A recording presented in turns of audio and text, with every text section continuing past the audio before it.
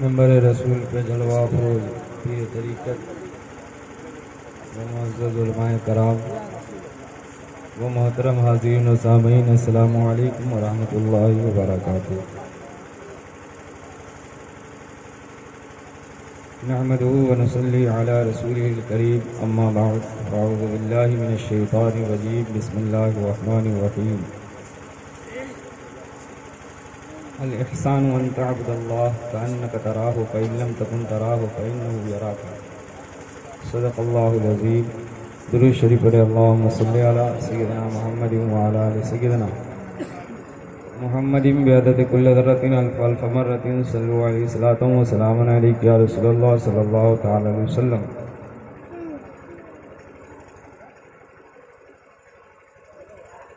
अल्लाह रब्बुल इज़्ज़त का लाख लाख शुक्र है जिसने अपनी तौफ़ीक़ ख़ास से हमें और आपको आज की इस अजीम शान महफ़िल में हाज़िरी का शरफ़ अता किया।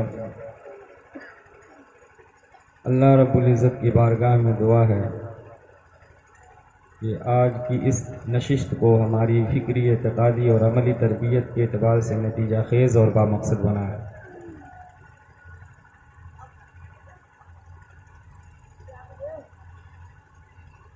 मैं यहाँ तकरीर करने के लिए नहीं आता हूँ। तकरीर दरअसल बहाना है।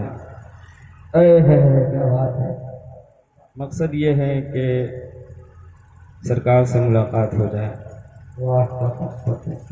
क्योंकि सालों भर दिगर कामों में मसरूफ़ रहने की वजह से बच्चों को पढ़ाना है, नमाज पढ़ाना है, बहाने हैं हमारे पास। आदमी शिरकत कर लेता है और मुलाकात हो जाती है, वरना आदमी सोचता ही रहता है, सिर्फ करता कुछ नहीं। तकरीर बहाना है, मकसद मुलाकात है। मुझसे पेशतर आपने मनक़बत समात की, तकारीर समात की और इल्म के मुताल्लिक़ आपने तकरीर समात किया और कुतुबुल अक़ताब शेख अब्दुल क़ादिर जीलानी गौसुल आज़म रज़ी अल्लाह ताला अन्हु के मुताल्लिक़ आपने तकरीर समात की।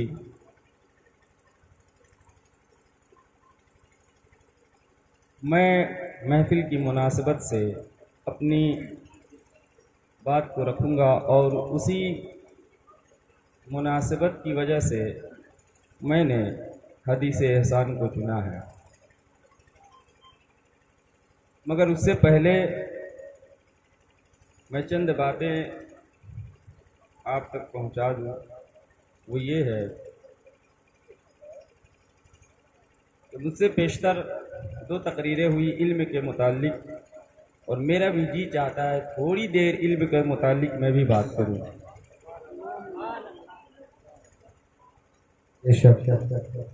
तो उसके बाद मेरा मौजू ये नहीं है, मौजू कुछ दूसरा है, मगर थोड़ी देर मैं इस पर मैं भी कलाम करना चाहता हूँ।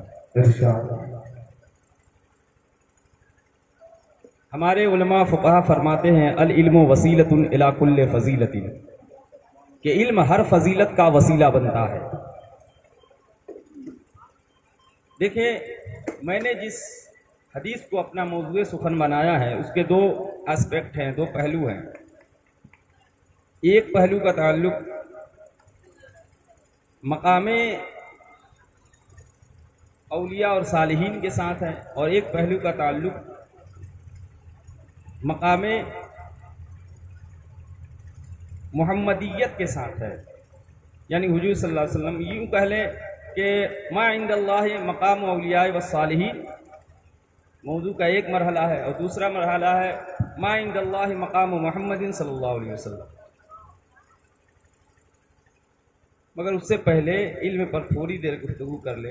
पीरो मुर्शिद बैठे हैं और यहाँ एक अजीब कैफियत होती है जो काल की बात नहीं है कि आपको लफ्ज़ों में बयान करूँ, वो हाल की बात है। तो एक अजीब कैफियत होती है और मेरे लिए ये बात इंतहाई एजाज़ का बाइस है कि मैं अपनी पीर मुर्शिद की मौजूदगी में अफ़ाजात ख़िताब की सआदत हासिल कर रहा हूँ।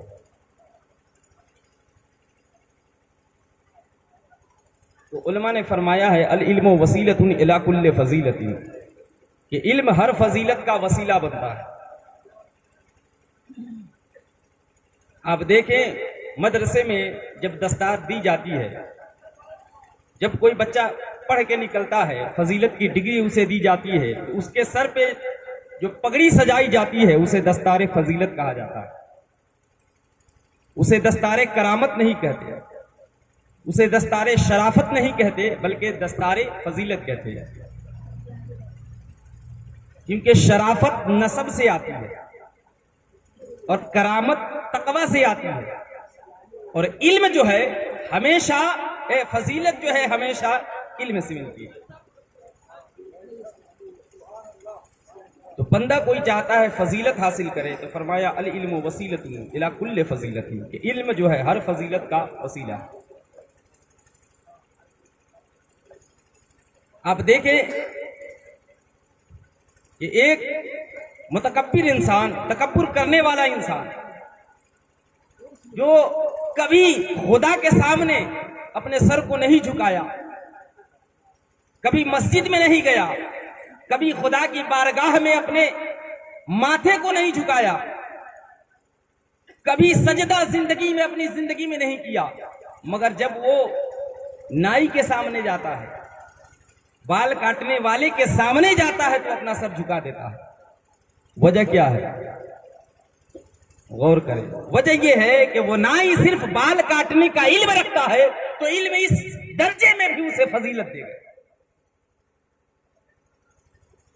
अल इल्म वसीलतुन इला कुल्li फजीलतिन, सरकार ने फरमाया। आप देखें कि ये जो कुछ भी हो रहा है, हम जलीलो ख्वार हो रहे हैं, रुसवा हो रहे हैं, हम अपने जबान से कहते हैं कि फला मौलाना डिबेट अच्छा नहीं करता है, 3 तलाक पर अच्छी गुफ्तगू नहीं करता है। क्या जब वो पैदा हुआ था तो सिर्फ उसी के कान में अल्लाह अकबर की सदाएं गूंजी थी? क्या हमारे ऊपर नहीं है कि हम इल्म हासिल करें? नहीं, सबके ऊपर है।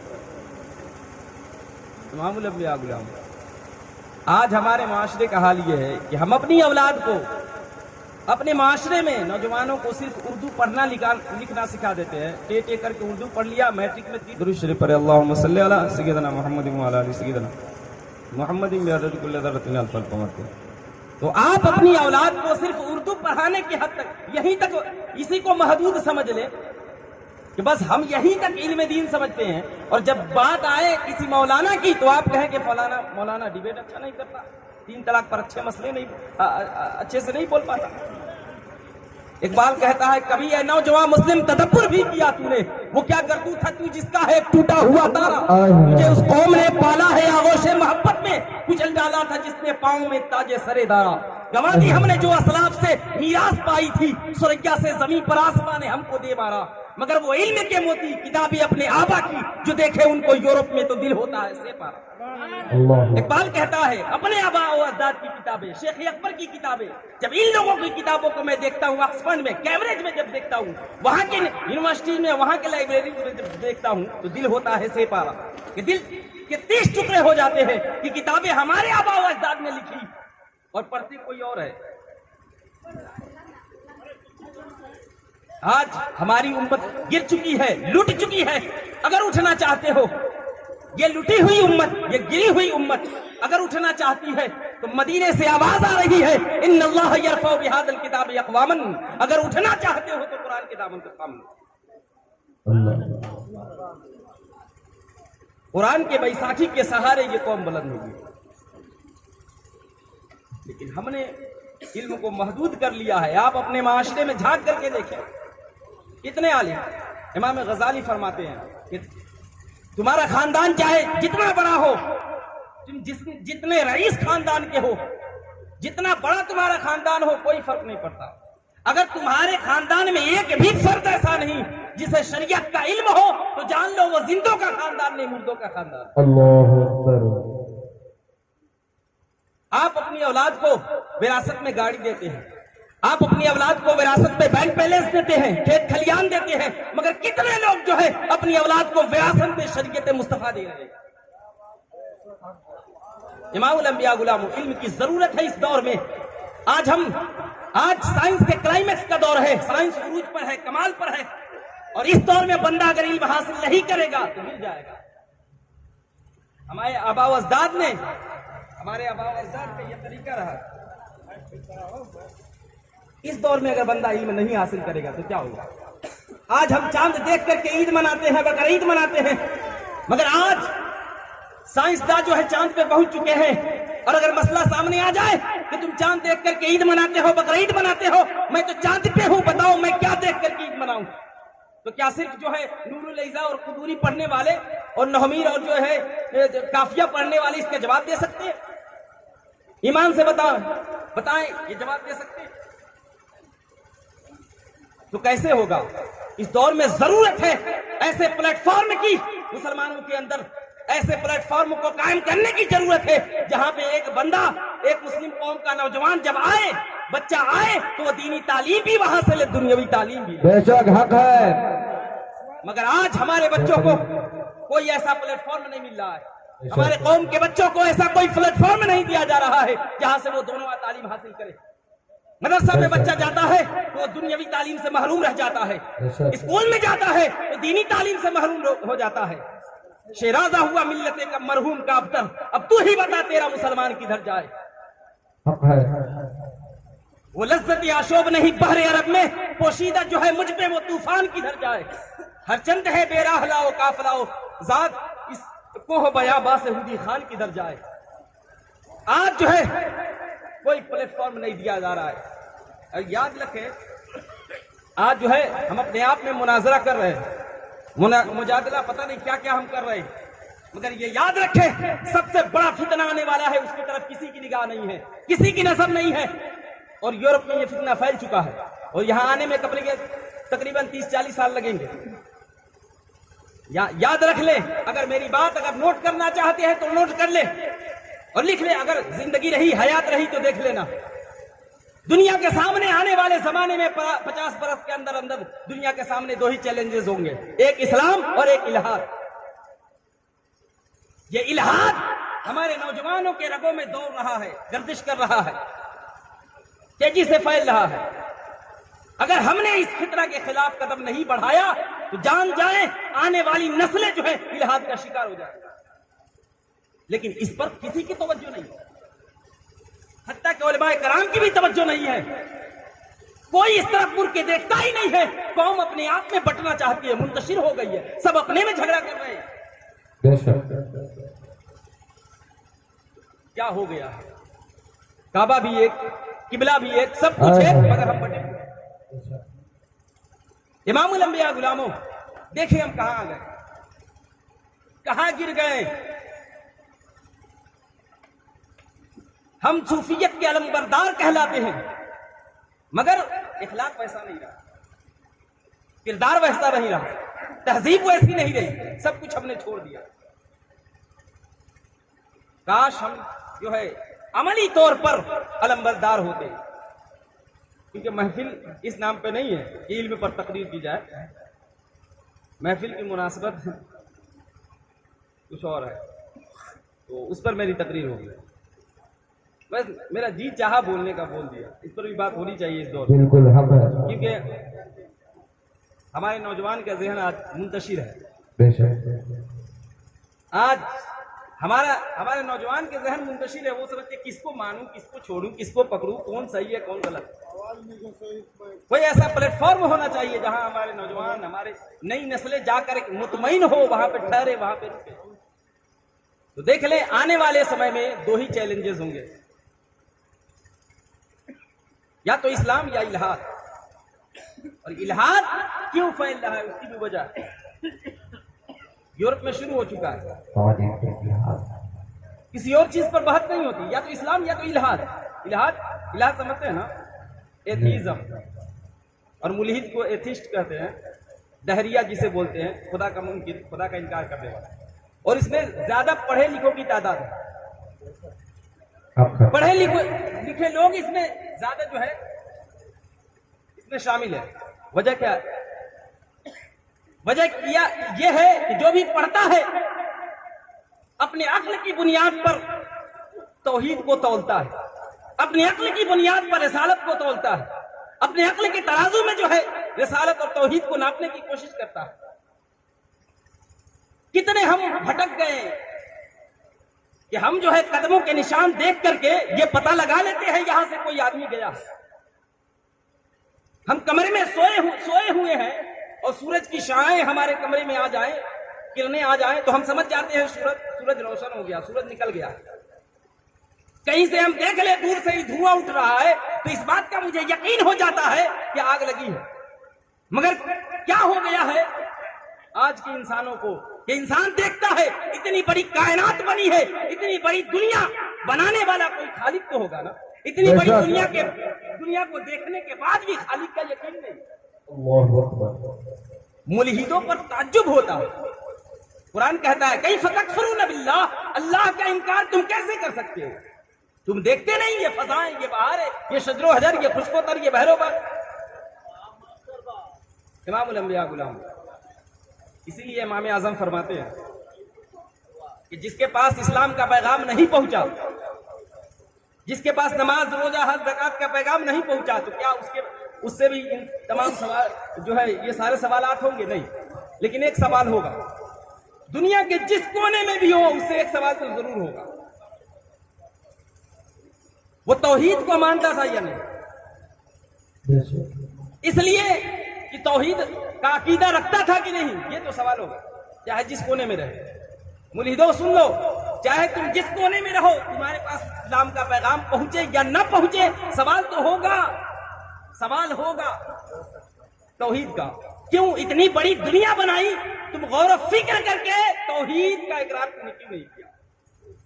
अपने वजूद पर गौर करके तौहीद खालिक को क्यों नहीं माना?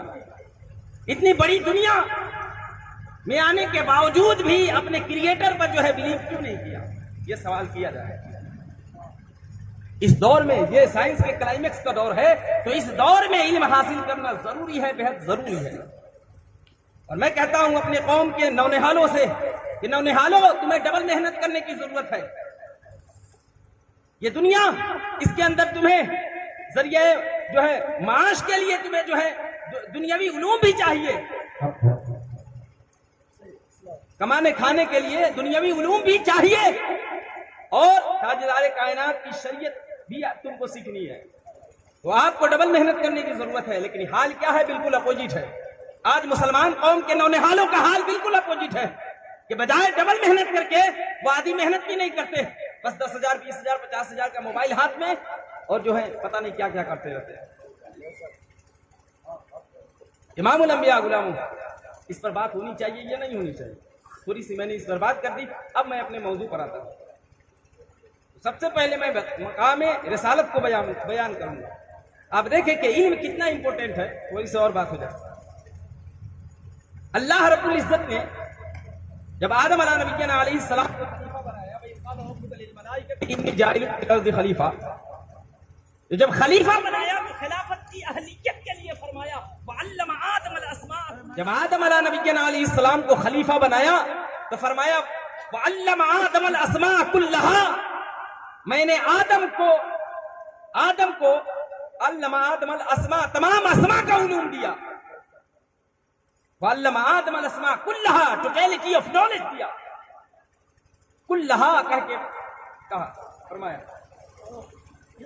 और देखें ताजदार कायनात को भी कुरान अता किया अल्लाह रब्बुल इज्जत ने। कुरान क्या है? वफस्सलनाहु अला इल्म, ये इल्म तफसीली है, इल्म को अता किया। ये जान ले कि कुरान जो है ये ताजदार कायनात का सबसे बड़ा मोजज़ा है। मोजज़े बहुत हैं, सूरज को जो है वापस बुलाना, चांद को 2 टुकड़े करना, ये सारे मोजज़े हैं। मगर वो सारे मोजज़े हिस्सी थे, ज़मानी थे, मकानी थे, एक हद थी उनकी। आज उन मोजज़ात को कौन देखेगा?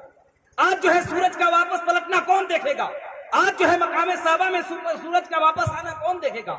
आज जो है कंकरों को कलमा पढ़ाना कौन देखेगा? आज जो है उंगली अंगुश्ते मुबारक से जो है चश्मे का जारी करना कौन देखेगा? आज तो जो है मोजज़ात नहीं है। लेकिन मोजज़ात किस लिए होते हैं? मोजज़ात इस बात रिसालत के लिए होते हैं कि हमारा रसूल सच्चा है, इस बात को साबित करने के लिए मोजज़ात है। तो रसूल है क़यामत तक के लिए, तो कहीं ऐसा मोजज़ा होना चाहिए जो रसूल की रसालत को साबित करे क़यामत तक, और वो कुरान है। कुरान है, और कुरान ने चैलेंज किया कि ये कुरान है जो रसूल की रसालत को साबित करता है। अगर तुम रसालत को ठुकराते हो, रसालत को नहीं मानते हो, तो दूसरा कुरान बनाकर दिखाओ। अगर दूसरा कुरान नहीं बना सकते तो क्या फरमाया, फातू बिसूरतिन मिन मिस्ली, एक सूरत ही बना करके दिखा दो। यही वजह है कि एतराज करने वालों ने एतराज भी किए, मुगल्लज़ात भी बके, मगर कुरान के मुकाबले में दूसरा कुरान नहीं ला सकते। और ये क़यामत तक के लिए जो कुरान मोजज़ा है। इमामुल अंबिया गुलाम, तो जरूरी है इस दौर में जरूरी है कि हम अपने नौनहालों के लिए कोई ऐसा प्लेटफॉर्म कायम करें जहां पे दुनियावी उलूम भी दी जाए और दीनी उलूम भी दिए जाए। नारे तकबीर, नारे रिसालत।